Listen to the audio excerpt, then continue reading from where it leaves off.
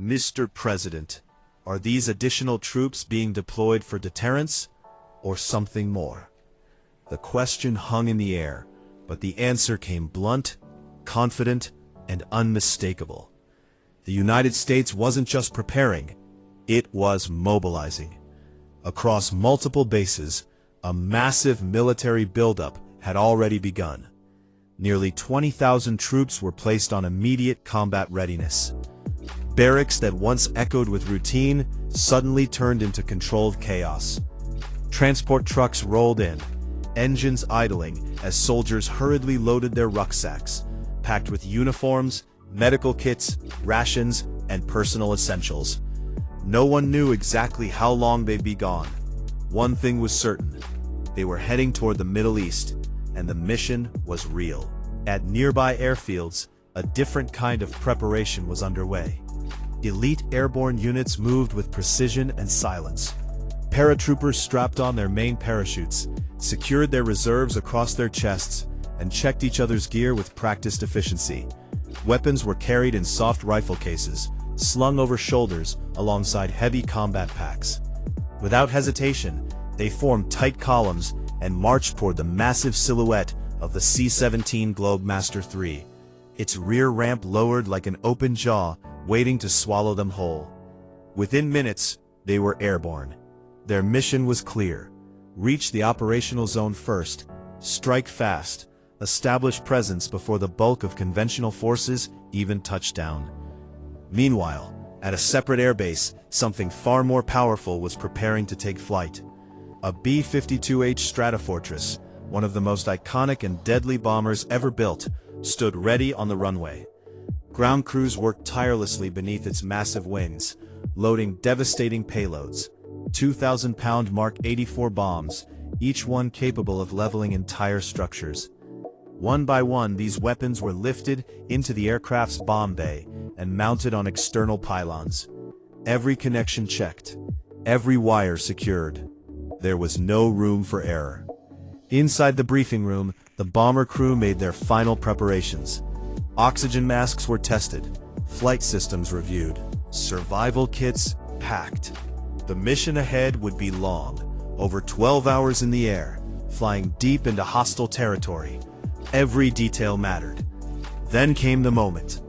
Engines roared to life, 8 powerful turbofans shaking the ground beneath. The B-52 began its slow roll, gaining speed, consuming nearly the entire runway before lifting into the sky. Heavy, loaded, lethal. Back in the lower compartment, the electronic warfare officer and navigator monitored everything: radar systems, threat detection, navigation routes, and electronic countermeasures. If anything went wrong, they would be the first to know, and the last line of defense. Out at sea, aboard a U.S. aircraft carrier, another operation was unfolding. Marines rushed across the flight deck toward a waiting CH-53E Super Stallion helicopter.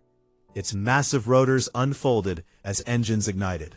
Within moments, the Marines ordered through the rear ramp, locking themselves into position. The helicopter lifted off, disappearing toward the coastline. Its mission: establish a forward base near the Iranian border. At the same time, UH-60 Black Hawk helicopters filled the skies across Allied airfields. Flying in tight formations, they executed rapid transport cycles, delivering soldiers to forward positions, returning for reinforcements, and repeating the process with relentless efficiency.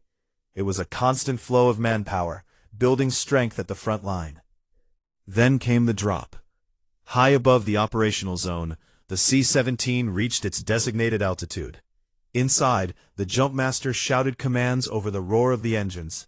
Paratroopers stood up, hooked onto static lines, and checked each other one final time. Green light. One by one, they leapt into the void.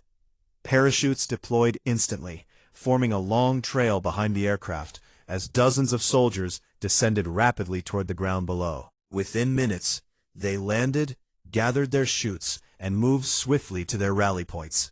No hesitation, no delay. The operation was unfolding exactly as planned.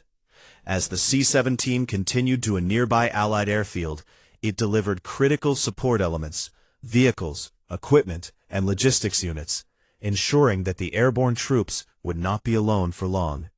Soon, everything began to come together. Paratroopers linked up with ground units. Marines secured their assigned sectors. Black Hawk delivered troops, reinforced key positions. Heavy equipment followed on subsequent flights. Within hours, what was once empty terrain transformed into a fully operational military zone. Soldiers dug defensive positions. Communication lines were established. Ammunition was distributed. Command posts were set up. The foundation for a sustained operation was now in place. This wasn't just a deployment. This was a signal. A message sent loud and clear across the region that the United States was not only present, but fully prepared for escalation if necessary. Whether it was deterrence or the beginning of something far more serious remained the question. As night fell over the newly established forward base, tension hung thick in the air. Troops remained alert, equipment stood ready, aircraft continued to move overhead, and somewhere in the distance the sound of incoming fire echoed. "Get down," someone shouted. "They're about to make a gun run." In that moment, the reality of the situation became undeniable. This was no longer preparation.